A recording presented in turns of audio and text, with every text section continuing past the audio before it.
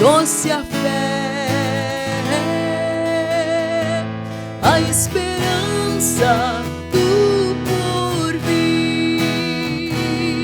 A paz do Senhor, meus queridos e amados irmãos do nosso devocional Simply Pentecostal.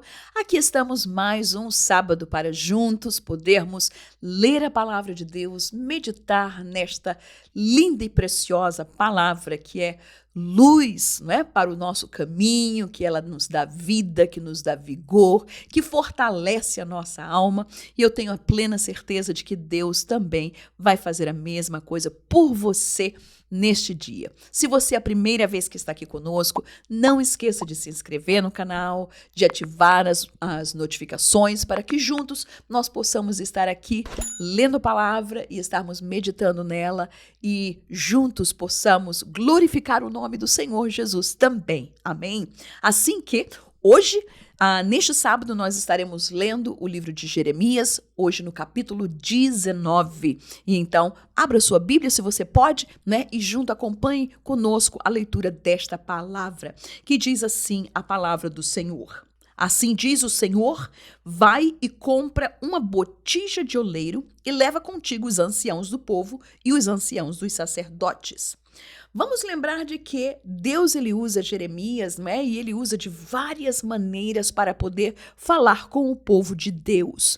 Ele usa de poesia, ele usa de exortação, ele usa de dramatizações, não é? Como ele vai fazer agora neste capítulo, onde Deus diz para ele, olha, pega uma botija de oleiro e leva os anciãos e vai para um lugar, né? Porque eu quero que você faça uma demonstração, que você faça algo para eles para poder simplificar e mostrar para eles o que está acontecendo com a condição espiritual do povo de Deus. E então, no versículo 2, ele disse: e sai ao vale do filho de Inom, que está à entrada da porta do sol, e apregoa ali as palavras que eu te disser. Lembrando um pouquinho, não é, de que este vale, chamado Vale do Filho de Inom, Inom era o nome próprio de uma pessoa, não é? E este vale que estava no sul da cidade de Jerusalém, que tempos mais tarde, não é, principalmente no Novo Testamento, no tempo de Jesus, era também chamado de Geena. Era um lugar aonde o povo, não é, fez algumas coisas que nós vamos comentar aqui, e mais tarde, nos tempos de Jesus, era onde o povo queimava o lixo da cidade. E por isso Jesus ele usa, não é, este vale para poder trazer um ensino sobre a vida eterna sem Deus, para poder ensinar sobre o inferno. Mas vamos lá voltar, não é? Então ele disse, e dize, ouvi a palavra do Senhor, ó reis de Judá e moradores de Jerusalém. Assim diz o Senhor dos exércitos, o Deus de Israel, eis que trarei tão grande mal sobre este lugar, que quem quer que dele ouvir, retinir-lhe-ão as orelhas, porquanto me deixaram e profanaram este lugar, e nele queimaram incenso a outros deuses, que nunca conheceram, nem eles, nem seus pais, nem os reis de Judá, e encheram este lugar de sangue de inocentes. Que sangue era esse? Versículo 5.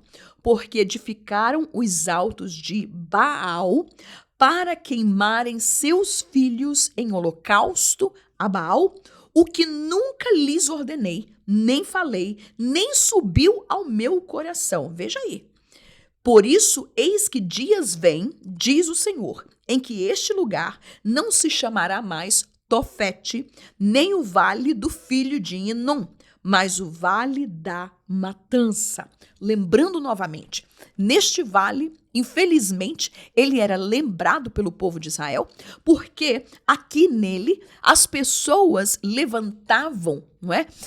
Outeiros levantavam altares para poder queimar a seus filhos, para fazer sacrifício humano, o que Deus na sua palavra jamais instituiu, o que Deus próprio ele fala. Então nós vamos ver de que este lugar chamado Tofete, que quer dizer lugar de chamas, era este lugar neste vale de Enom, e Deus está dizendo de que este vale deixaria de se chamar Vale dos Filhos de Inom, ou de Tofete, mas se passaria a se chamar o Vale da Matança, porquanto muitas vidas foram sacrificadas ali para os outros deuses, não é? E por isso nós vamos ver de que não somente no Vale de Inom, o Tofete, não é? Mais tarde Geena é lembrado como aquele lixo que era queimado, não somente o lixo da cidade, mas naquela época de Jeremias também, por causa dos corpos, não é? Que eram colocados ali para ser queimados. Então era um lugar de putrefação, era um lugar sujo, um lugar imundo, um lugar tenebroso, não é? E a Bíblia nos diz: porque dissiparei o conselho de Judá e de Jerusalém neste lugar, e os farei cair à espada diante de seus inimigos e pela mão dos que buscam a vida deles, e darei aos seus cadáveres por pasto às aves dos céus e aos animais da terra. E porei esta cidade por espanto e por objeto de assobios. Todo aquele que passar por ela se espantará e assobiará por causa de todas as suas pragas. Lembrando de que hoje, não é, nós assobiamos, as pessoas assobiam, mas naquela época antiga, as pessoas, quando elas assobiavam, era para poder mostrar desdém, era para poder mostrar, não é, dizer e humilhar e zombar, não é, escarnecer de alguma coisa. E por isso Deus está dizendo, o povo agora, quando passar por Jerusalém, por Judá, eles vão assobiar. Por quê? Por causa das suas cidades, por causa das pragas, por tudo aquilo que este povo sofrerá. E ele diz: e lhes farei comer a carne de seus filhos e a carne de suas filhas, e comerá cada um a carne do seu próximo, no cerco e no aperto em que os apertarão os seus inimigos e os que buscam a vida deles. Irmãos, até aqui, Deus estava contendendo com o povo, trazendo a eles a palavra, buscando um arrependimento da parte deste povo para com seu Deus. Entretanto, nós vamos ver de que esta oportunidade de arrependimento agora já era passado. Nós vamos ver de que o julgamento de Deus, o juízo de Deus era inevitável. O povo estava cruzando a linha, não é? Ou seja, eles tentaram a paciência de Deus até o último e Deus, ele diz, olha, vai vir um dia, esse dia está chegando, que vocês vão sofrer tanto. E Deus estava falando acerca do cerco, ou seja, a Babilônia, ela viria para Jerusalém e faria um cerco naquela cidade, ou seja, era a estratégia de guerra que eles usavam para poder destruir e fazer com que o povo pudesse se render. Ou seja, eles cercavam aquela cidade em todas as suas portas, em todas as suas muralhas e ficavam ali plantados. Babilônia trazia bastante alimento, tinha água, então eles não saíram. E a Bíblia nos fala de que houve 2 cercos da parte da Babilônia em Jerusalém. A primeira no ano 597 e depois a segunda, não é, no ano 587, 586, pela qual os babilônios ficaram 1 ano quase, não é? Ali ao redor de Jerusalém. E este cerco, e esta fome, e estas pragas, os irmãos podem imaginar, o povo não podia sair fora da cidade para poder ir comprar nada, ir para outra cidade, para poder buscar água, para poder fazer alguma coisa, trazer alimentos de fora para dentro. Não tinha como, porque quem saísse morria. E isso foi feito como estratégia para que o povo pudesse desfalecer dentro das cidades e assim se render. E então foi o que aconteceu. E quando nós lemos o livro de Lamentações de Jeremias, nós vamos ver explícito tudo o que aconteceu dentro deste cerco, a fome que abateu, a miséria, a morte, a doença. As pessoas estavam, como Deus lhe falou, chegou a tal ponto, meus queridos e amados irmãos, de que o povo de Deus, não era o ímpio, o povo de Deus, estava matando seus filhos para comer, estavam matando o seu próximo, as pessoas, para poder se alimentar, porque não tinha como sobreviver. E a Bíblia diz, então, o que é que você vai fazer com essa botija, Jeremias?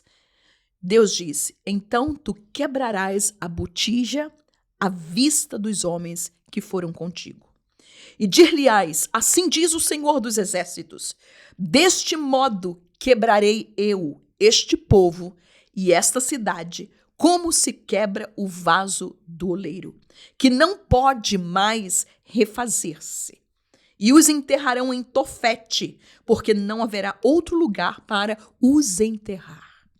Lembra de que no capítulo 18 nós falamos de Deus como oleiro, como tem o barro na mão, e que este barro, mesmo que se desfaça, ele faz novamente. Se ficar alguma coisa que ele não gosta, ele remodela novamente. Aquela massa estava mole, aquela massa estava maleável, podia ser refeito. Mas agora diz Deus, este vaso que depois de ir ao fogo para queimar o barro e endurecer o barro, Deus diz, agora não tem mais condições e não tem mais como refazê-lo. Agora a solução é quebrar o vaso do oleiro, que não pode mais refazer-se. E ele disse, estas almas, estas vidas que morrerão por causa da peste, da guerra, da espada, da fome, ele disse, vocês não terão nem lugar para poder enterrar os seus mortos. E aonde é que eles iriam enterrar? Era simplesmente jogar no vale dos filhos de Inom, em Tofete, para ser queimado os cadáveres ali. Assim farei a este lugar, diz o Senhor, e aos seus moradores, sim, para pôr esta cidade como Tofete. Deus está dizendo agora ao seu povo, aquilo que vocês estão vendo dia a dia, queimando naquele vale, a sua cidade, as suas moradas, as suas casas, o templo será queimado da mesma maneira. E as casas de Jerusalém e as casas dos reis de Judá serão imundas, como o lugar de Tofete, como também todas as casas sobre cujos terraços queimaram incenso a todo o exército dos céus e ofereceram libações a deuses estranhos. Oh, irmãos, nós vimos de que no tempo de Manassés, que no tempo de outros reis tão malvados de Judá em Jerusalém, que trouxeram, mas principalmente Manassés, que fez, deuses e altares a todos os tipos de astros e estrelas e seres estelares para poder fazer o quê? Para poder oferecer sacrifício a estes deuses, a deuses estranhos que não eram deuses, que eles sabiam, que eles haviam ouvido desde pequeno, desde a sua infância, seus pais dizendo e falando sobre quem era o Deus verdadeiro, quem era o Deus a quem eles adoravam, quem era o Deus que fez cruzar o Mar Vermelho, quem foi o Deus que abriu o Rio Jordão, o Deus que mandou fogo do céu no tempo de Elias, o Deus que usou ao rei Josias para trazer um avivamento. Agora Deus está dizendo a ele, vindo, pois, Jeremias de Tofete, para onde o tinha enviado o Senhor, a profetizar, se pôs em pé no átrio da casa do Senhor e disse a todo o povo, assim diz o Senhor dos Exércitos, o Deus de Israel, eis que trarei sobre esta cidade e sobre todas as suas cidades todo o mal que pronunciei contra ela, porquanto endureceram a sua cerviz, para não ouvirem as minhas palavras. Deus, ele fala e Deus, ele traz a ruína de Jerusalém. Não estava acontecendo naquele momento, mas Jeremias estava profetizando para eles. Assim Deus fará. Para quê? Para que se cumprisse a palavra de todos os profetas, de que o próprio povo, os reis, mandavam matar, porque estavam falando da parte do Senhor. E Jeremias agora estava sofrendo esta mesma perseguição. No próximo sábado nós estaremos falando, no capítulo 20, exatamente como Jeremias ele é colocado no cepo, porque pregou a palavra de Deus, a verdade de Deus para aquele povo que não queria saber, não queria ouvir. Entretanto, quando o mal chegou, quando Nabucodonosor estava às portas, quando Babilônia cercou, já era tarde demais, não podia mais voltar atrás. Assim que, meus queridos e amados irmãos, nós entendemos de que nós temos algo maravilhoso nas nossas mãos. Nós temos a esperança de Deus nas nossas vidas. Nós temos o nome de Jesus, pelo qual nós levamos, nós pregamos, nós amamos, nós obedecemos. Aleluia! E por que não cantar neste dia o nosso hino de número 531? Nome bom, doce a fé, a esperança do porvir. Que Deus possa te abençoar poderosamente, que o exemplo deste povo, que o exemplo deste povo de Deus e o que aconteceu com eles, e está escrito para o nosso proveito, para a nossa lição, para a nossa exortação, que nós possamos olhar, aleluia, e levar o nome do nosso Deus em grande estima, levar o nome e a palavra do nosso Deus muito alto, aleluia, sabendo de que nós servimos ao Deus vivo, vivo e verdadeiro, poderoso, que está sentado no seu trono e faz tudo o que lhe apraz, aleluia. Assim que se nesta manhã, se neste sábado, você tem alguma necessidade diante do Senhor, coloque-a no altar do Senhor, aleluia. Nós não iremos aos deuses deste mundo, nós não desceremos aos vales dos filhos de Enom, nós não desceremos aos vales dos Baals, nós não desceremos aos vales dos filhos de Moloque, mas nós subiremos ao altar, à casa do Senhor, aleluia, aonde nós apresentaremos a nossa petição a Ele, aonde nós exaltaremos e apresentaremos o nome do Senhor como Deus Todo-Poderoso em nossas vidas, aleluia. Cante então conosco, hino de número 531. Leva tu contigo o nome de Jesus, o Salvador. Este nome dá conforto, hoje, sempre, onde for. Nome bom, doce a fé, a esperança do porvir. Nome bom, doce a fé, a esperança do porvir. Este nome leva sempre para bem te defender. Ele é arma ao teu alcance quando o mal te aparecer. Nome bom, doce a fé, a esperança do porvir.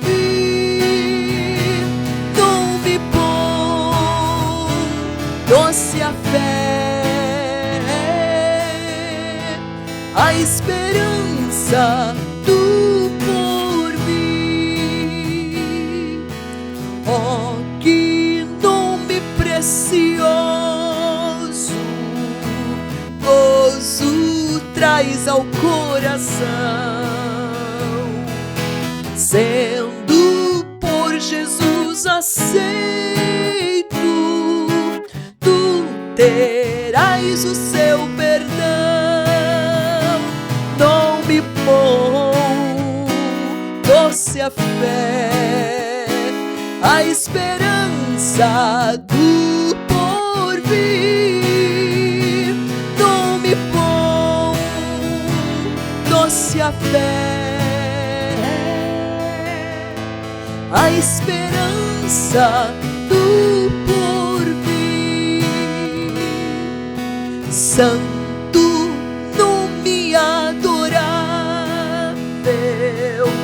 tem Jesus o amado teu, Rei dos reis, Senhor eterno, tu aclamarás no céu.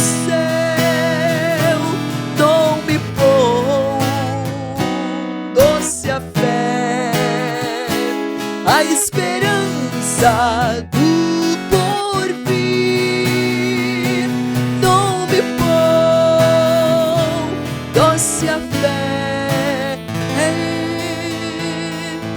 a esperança do porvir.